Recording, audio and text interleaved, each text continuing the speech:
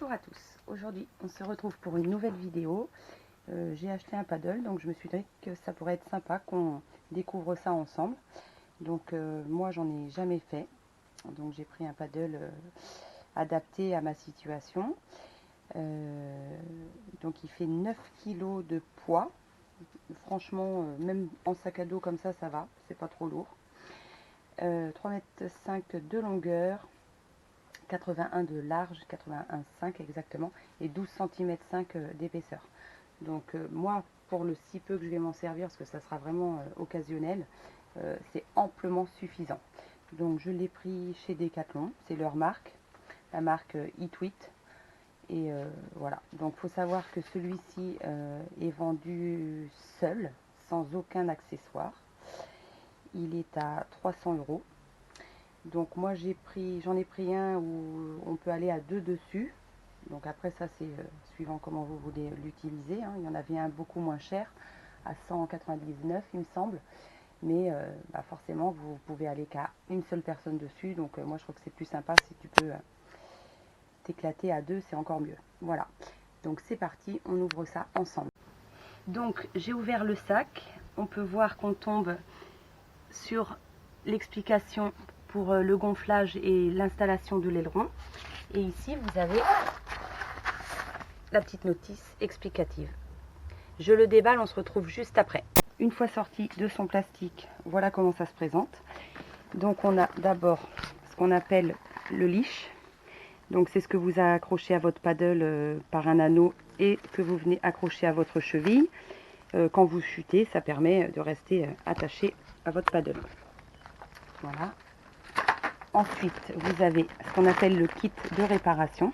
Donc en cas de crevaison, on ne sait jamais, avec un rocher ou je ne sais quoi qu'on peut trouver en mer, vous avez de quoi réparer.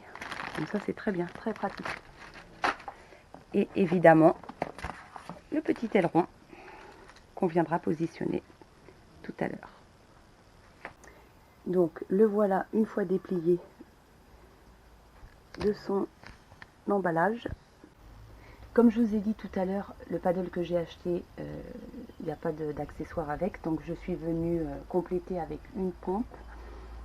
Donc celle-ci est largement suffisante pour ce que j'en ai besoin. Là, on vient donc ouvrir la valve, en sachant que on voit bien qu'il faut que le petit bouton poussoir soit vers le haut. Et on vient insérer notre pompe. Alors justement, je voulais revenir là-dessus. Je ne le savais pas, c'est noté nulle part, mais il faut enlever le petit. J'ai galéré tout à l'heure, donc si ça peut vous éviter de faire la même chose, et vous venez fixer directement dessus. Donc je vais procéder au gonflage et on se retrouve juste après.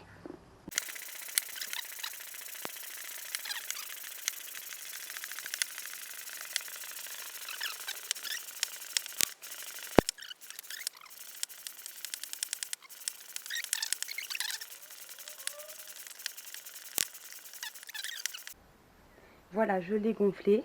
Donc, comme il s'est préconisé, je l'ai gonflé à 15 PSI. Donc avec la pompe que je vous ai montré tout à l'heure, qui n'est pas fournie avec le paddle. Donc je peux vous dire que c'est extrêmement dur. Là, vous avez un petit, comme une sorte de petit filet pour emmener des affaires si vous voulez. Vous mettez ce que vous voulez, si vous voulez emmener des petits trucs avec vous. Là, on a la sangle pour le transport.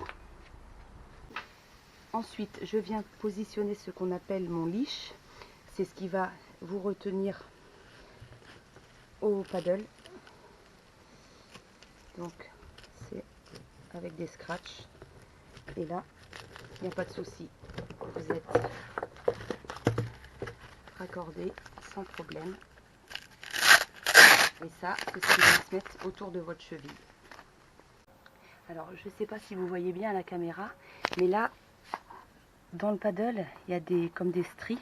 En fait, c'est l'emplacement où vous devez venir positionner vos pieds pour essayer d'être le plus stable possible. Donc c'est vraiment de part et d'autre de la sangle de portage. Après, on vient positionner l'aileron. Donc ça coulisse. Et là, vous venez le fixer en faisant un appui dessus. Et pour le retirer, vous appuyez dessous, vous tirez sur la petite ficelle et vous lissez. Hyper simple. Bien évidemment, avec le paddle, il faut la pagaie. Alors, moi, quand je suis allée chez Decathlon, ils étaient en rupture de stock sur les pagaies de la même couleur que le paddle. Bon, c'est pas trop grave. Je dis pas après que j'en rachèterai pas une de la bonne couleur. Donc, j'ai pris celle-ci, donc qui se clip comme ça. Elle est réglable, comme on peut voir, de 1,45 m à 1,80 m, en sachant que quand vous êtes debout, bras tendus en haut de votre corps, enfin le long de votre corps mais en hauteur, le haut de la pagaie ici doit arriver à votre poignet pour être sûr que vous avez la bonne longueur de pagaie. Et pour finir, en ce qui me concerne, bien sûr ce n'est pas obligatoire, mais moi j'ai pris un gilet d'aide à la flottaison. Donc je me suis renseignée, il faut qu'il fasse au minimum 50 newtons. Il faut savoir que c'est des gilets qui taillent assez petit, donc il faut prendre une taille au-dessus de ce que vous prenez. Je sais que moi en vêtements je fais du M, et du coup là il a fallu que je prenne une taille L. Et puis aussi il faut être à l'aise, ça sert à rien d'être complètement coincé dans le gilet. Donc ça je pense que moi en ce qui me concerne, ça peut entre guillemets me rassurer. Bon après ça coûte 30 € il me semble le gilet. Donc voilà. Sinon la pompe aussi, si on veut parler tarifs, était à 30 € elle aussi. Et qu'est-ce que j'ai pris en plus? Bah la pagaie, 30 €. Voilà, donc le pack complet, ça fait 390 € tout compris. Voilà, bon alors sur ce, je vous laisse. On se retrouve lors d'une prochaine vidéo où on fera un premier essai en mer. À bientôt!